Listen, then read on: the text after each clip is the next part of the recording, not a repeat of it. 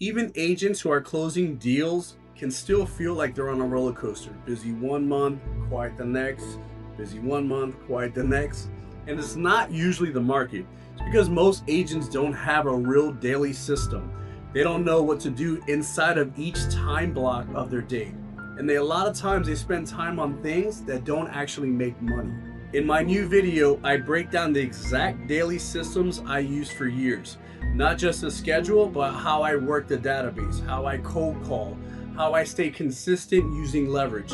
If you want predictable business instead of constant guessing where's the next deal going to come from, watch the full breakdown. This changes everything. So let's get it.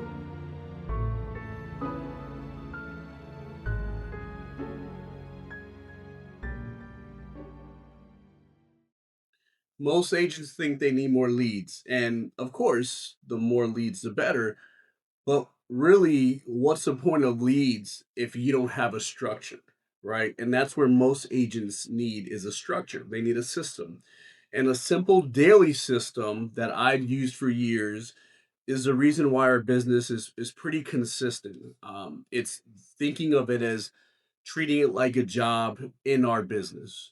Even in the hardest markets, even when the last couple of years things have been different, even during the crazy times during COVID time, this is a system that you can use that's going to help you to get to that next level, even if your next level is just having consistent closings every month.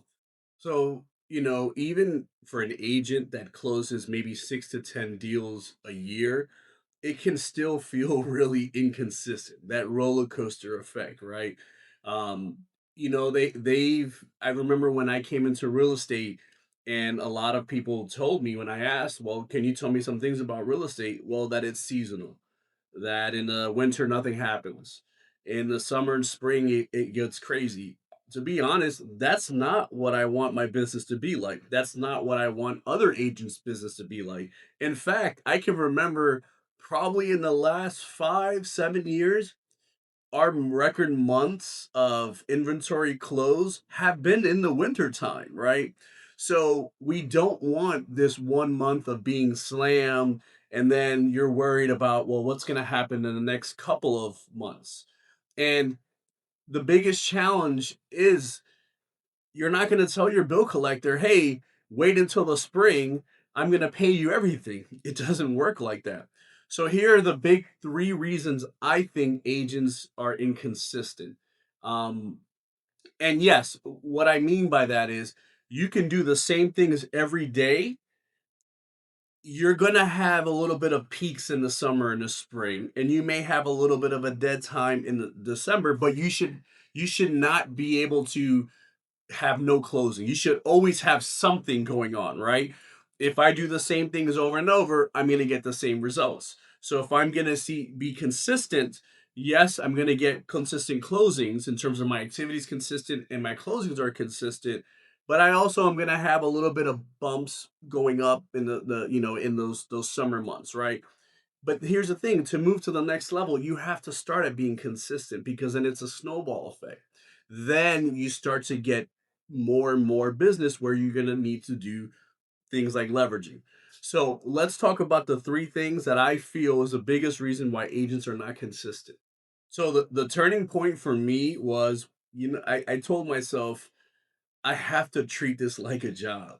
If my job somewhere else that I work with for someone else, if it says start at 9 a.m. and I show up late, well, what happens? I get disciplined, I get fired, I get in trouble, whatever it is. I had to continue that same mindset and that same discipline for my own business. So the shift happened for me when I said, you know what? It's still a job. The job for my business, my role right now is to lead generate.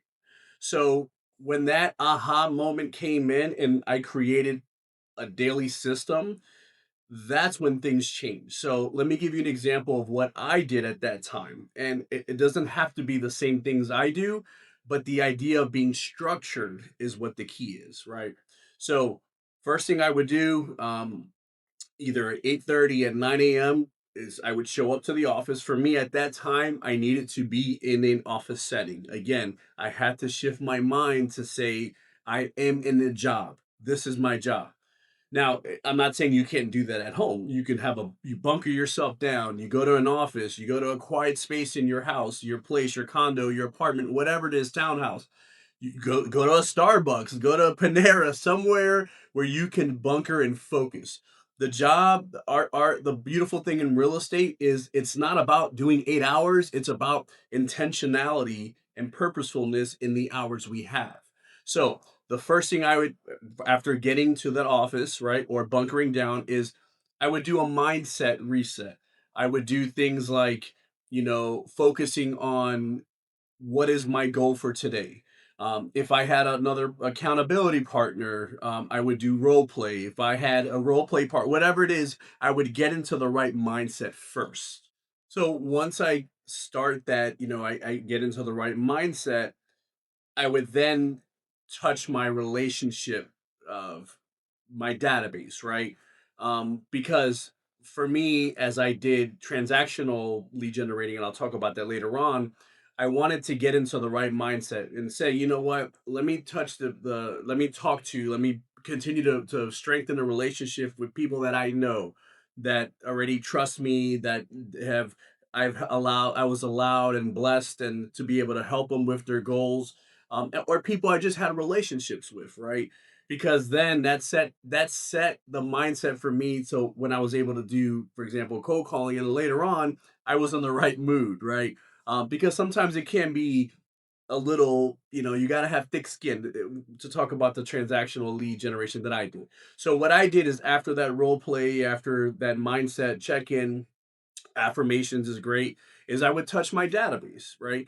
I would continue to strengthen the relationship with people I know. Anything, any way that I can come from value, come from care, which is part of our team's values, right? Is the catch acronym, which you guys have heard me talk.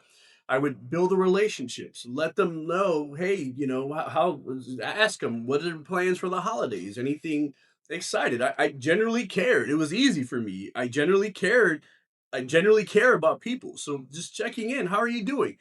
During COVID, a lot of times agents were scared to talk to their own database because their first thing in an agent's mind is, well, they're not going to be buying a house. They're not going to be. Well, it's not about that. Is there anything that I can do to help?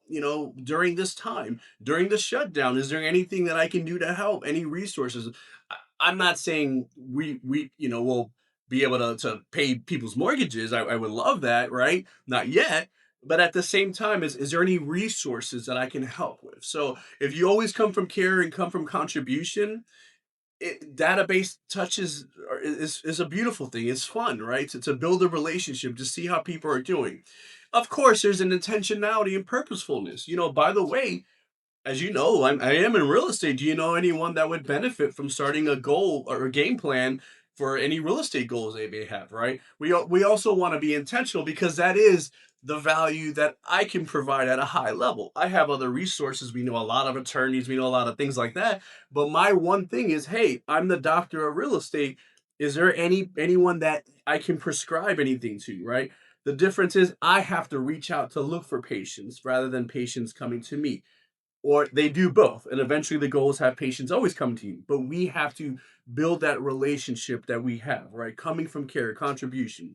So I did that from about 9:30 to 11:30 a.m., right, which is touching the database, systematic ways that if you need help we can show you how to do that. So once I did my database touches, and keep in mind it's all about metrics, so you should be keeping track of how many relationships you have, continue to build, right?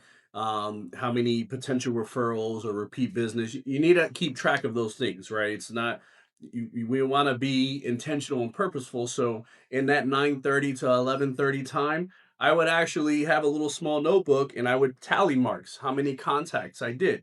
I wasn't too worried too much about the dials. That's more when you get into cold calling, but it was how many contacts have I done. Then you, from that within itself, you can kind of see what's your conversion ratio. For every 12 people I talk to that are relationship database touches, maybe I got one lead question mark, one possible lead, right? Once you can start keeping track of that, you can kind of see what's your conversion ratio, and then you can reverse engineer and say, well, if I need X amount let's go back. If this is my goal, how many closings do I need? How many leads do I need? And you can keep going backwards, and then you know exactly your predictability of what you need to do, right? So that is the value of keeping track of numbers, and that's what I do with my database. Now I went to cold calling. Now after the database touches, the relationship touches, and again, this is how I did it. I went into looking for transactional leads. Now, to kind of separate what that means is transactional leads are generally the have not mets. You have not met this person. There is no prior relationship, right? But you're looking to build a relationship, and what that side product is possibly there's a lead or they know of someone, right? That's a lead that has a real estate goal.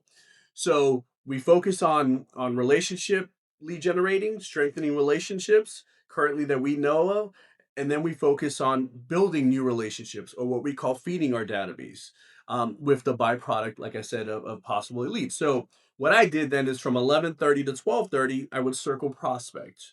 I would, one of our listings on our team.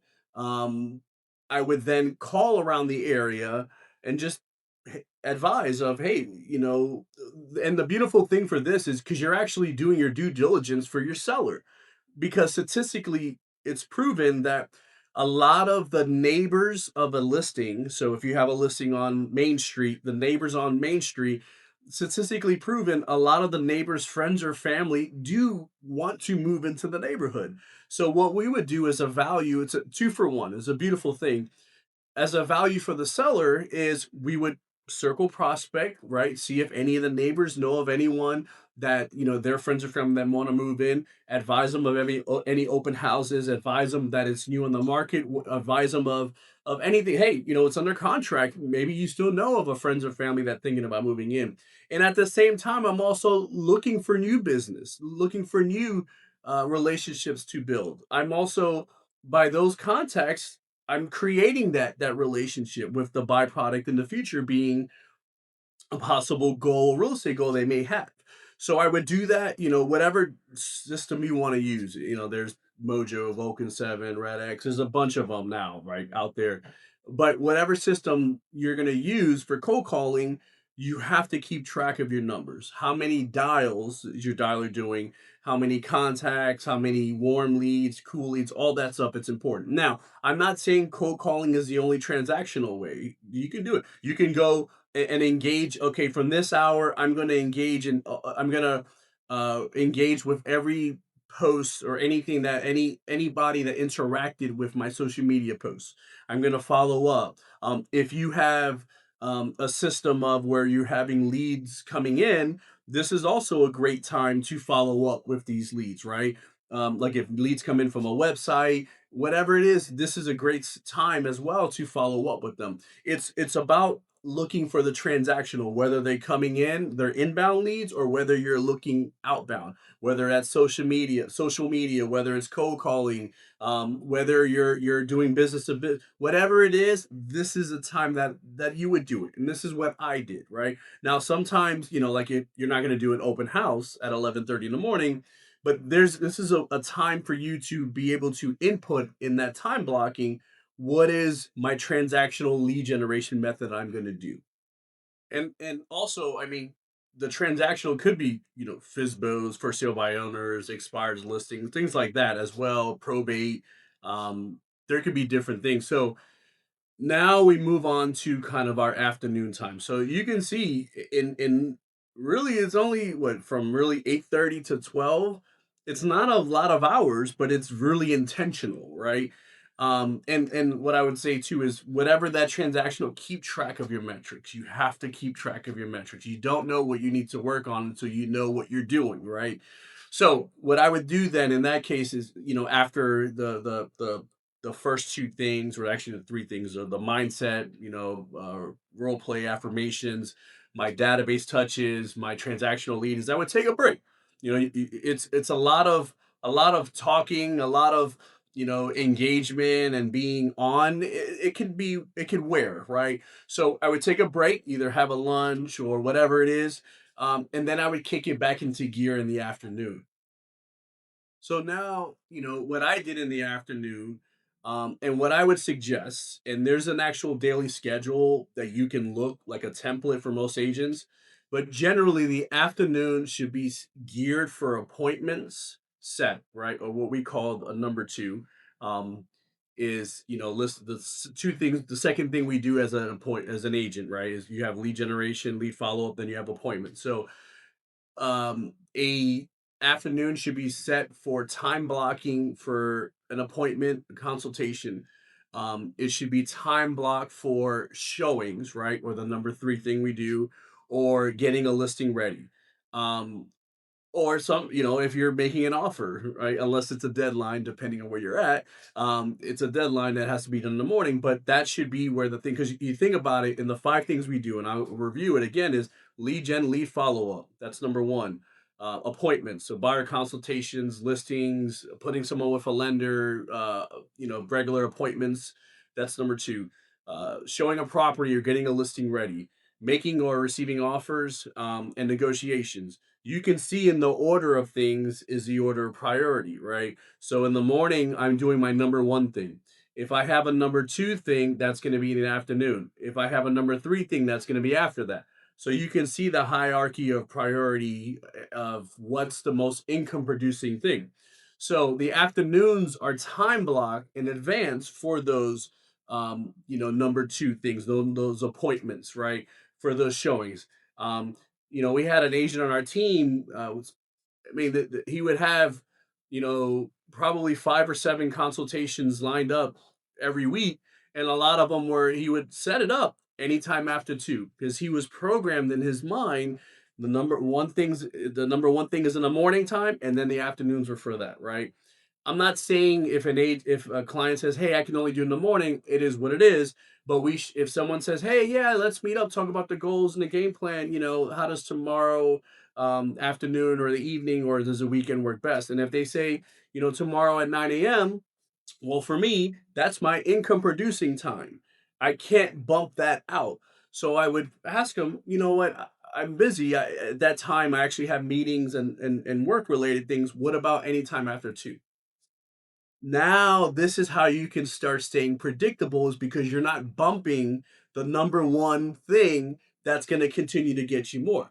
And I'm not saying, it's a bad thing if they say, you know what, I have no other days, nothing, only the morning. It is what it is. But by keeping consistent priority on your time blocking and what's the number one thing, and not bumping the number two thing shouldn't bump number one, number three shouldn't bump, that's going to keep you to have those dots on the calendar, right? And I don't want to sound negative or anything, but if you bump a lead generation time in the morning, that Monday to Friday schedule we're talking about, and you bump that out because you didn't exhaust the option of trying in the afternoon of the weekend, but let's say just say you say, okay, sure, no problem, 9 a.m., and they go through the process and they can't pre-approve, for example, hey, no problem at all. It's nothing against them. That's a dot on the calendar, and you're going to help coming from care contribution. But now the potential from that 9 to 11 time, you could have gotten two or three more. So do you see how the mindset is where you want to focus on what's the most income producing things first and then have those breakdowns in order. So going back to the afternoon is you would have it the time block for appointments first, then showings, right? Now, if you don't have a lot of time, you may have to do, okay, Tuesdays and Thursdays are my appointment days. Wednesdays, Fridays, and Mondays are my showing days. Whatever it is that works.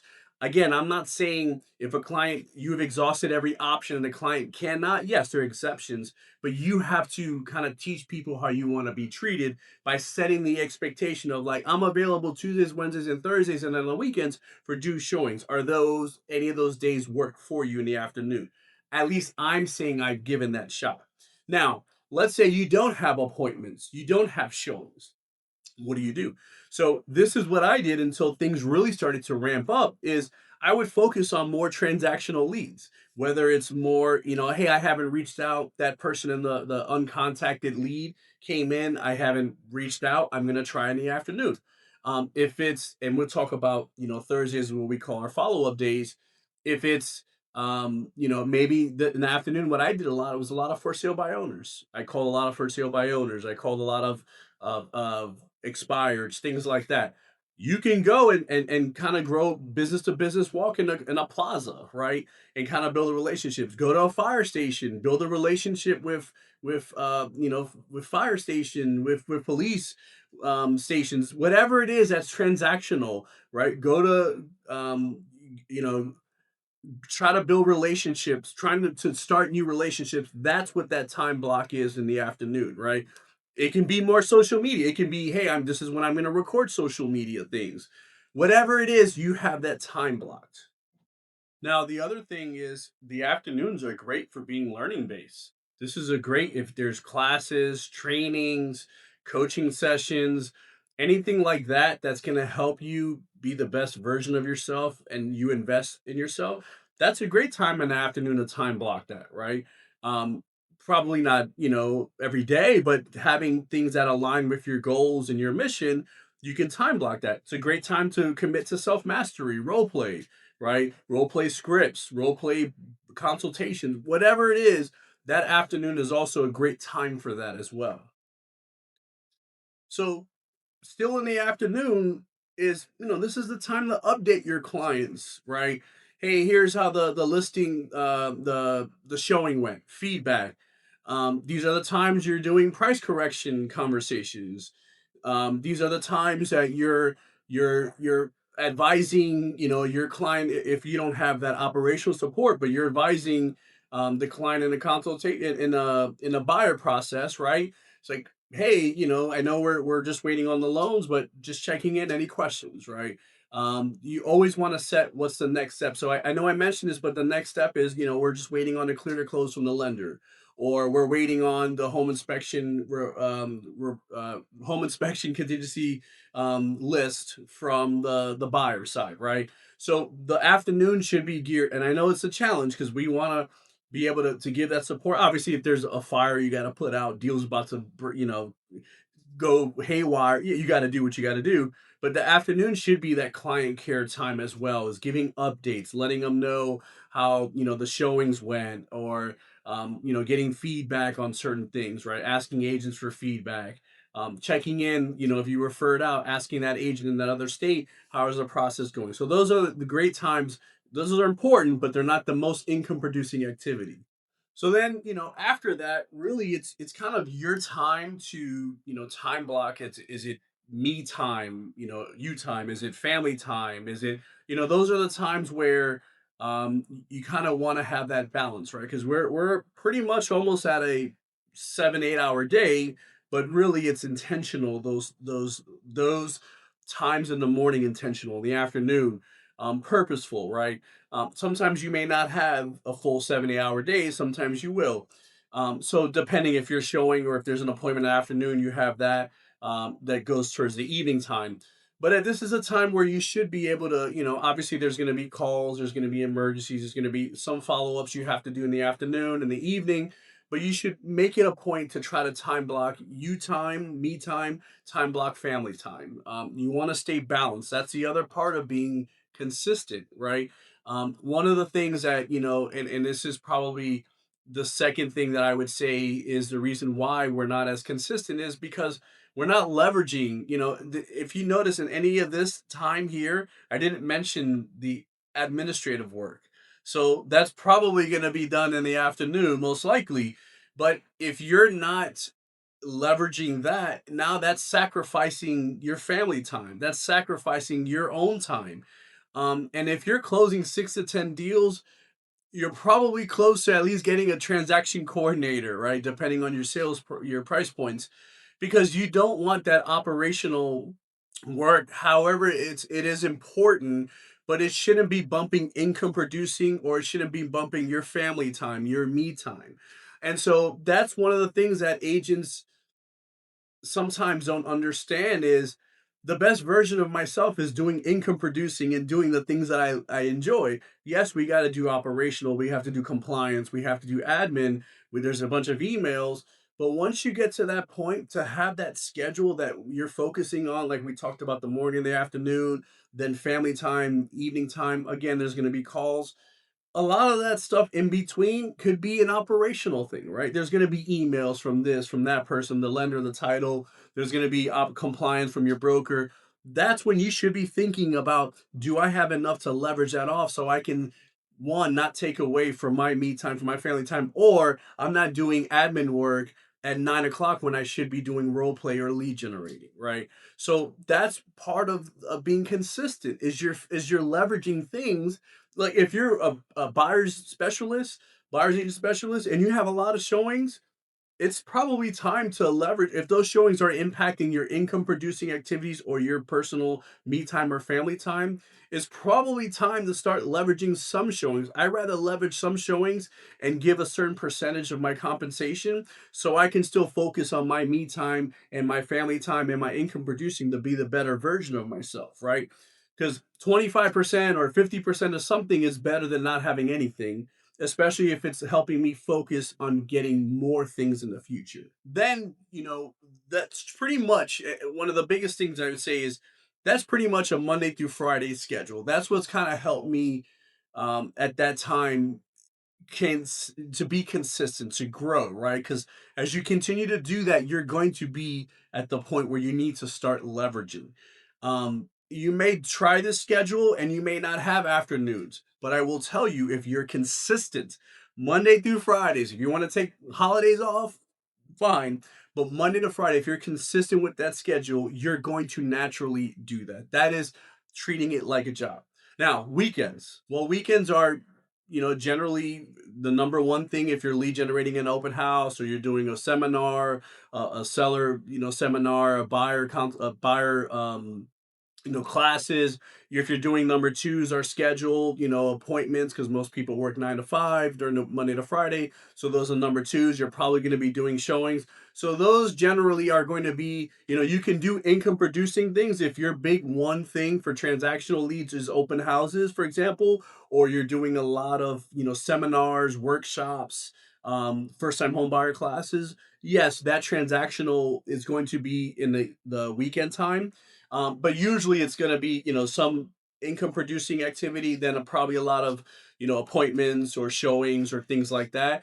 But also stay balanced, right? It is okay on the weekend to say, well, my lead generation time, it's either I'm going to do open houses from 12 to 4, or that's going to be my number 3 time in showing, or that's my consultation time from 1 to 4. It's okay to still set boundaries and time block even on the weekends, because you do, again, money is good for the good things it can do, but also who you can do it with. And that's the key, is you don't want to be burnt out.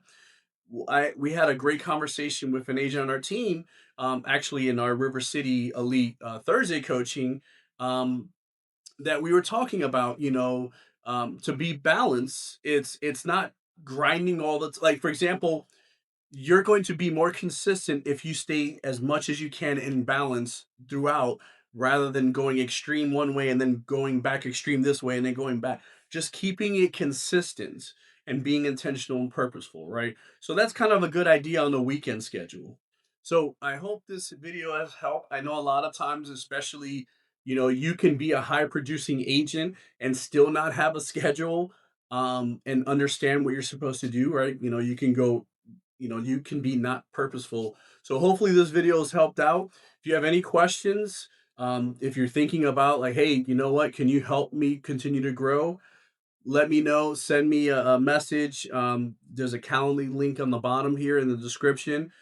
If you want to partner with us, or you want to see how we can all grow, let us know. Send me a message, or sign up in that Calendly link, and we can just have it's non very informal conversation at first to see how your goals, and see how our goals align with yours, and see if it makes the most sense for you. So until the next one, comment, subscribe, like. Let's get it.